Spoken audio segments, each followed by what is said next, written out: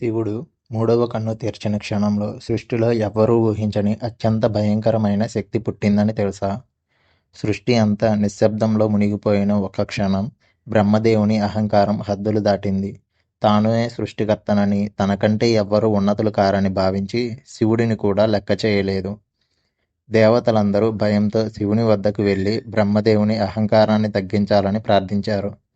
కానీ శివుడు ఒక్క మాట కూడా మాట్లాడకుండా సైలెంట్గా ఉన్నాడు. ఆయన మూడవ కన్ను మధ్యలో నుంచి ఒక అమోఘమైన కంపనం ఆరంభమైంది. విశ్వం మొత్తం కదిలిపోయేంత శక్తి అంధకారాన్ని చీల్చుతూ, అగ్నిజ్వాలల్లో విరుచుకుపడుతూ ఒక ప్రకాశ వలయం బయటపడ్డది.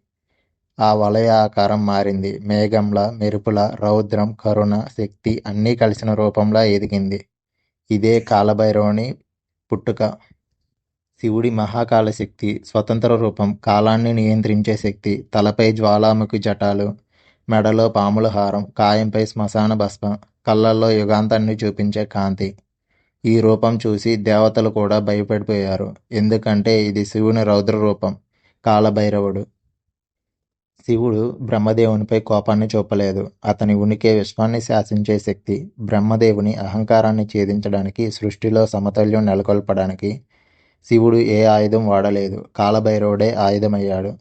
భైరవుని ఆవిర్భావంతో దేవతలు కాలాన్ని సృష్టించిన శక్తి ఇప్పుడు కాలాన్ని పాలించే రౌద్ర రూపంగా ప్రత్యక్షమైందని అర్థం చేసుకున్నారు. అహంకారం ఎంత పెద్దదైనా దానికంటే పెద్దది న్యాయం. కానీ భైరవుడు పుట్టిన వెంటనే ఏమైంది? అతని మొదటి దృష్టి ఎవరి మీద పడింది? కాలాన్ని శాసించే ఈ శక్తి తర్వాత ఏ ఘట్టాన్ని రాసింది? ఇదే మన తర్వాతి పాటలో చూడబోతున్నాం. ఇలాంటి దైవ రహస్యాలు తెలుసుకోవాలంటే లైక్ చేయండి, కామెంట్లో జై కాలభైరవ అని రాయండి, మరియు ఛానల్ని సబ్స్క్రైబ్ చేయండి.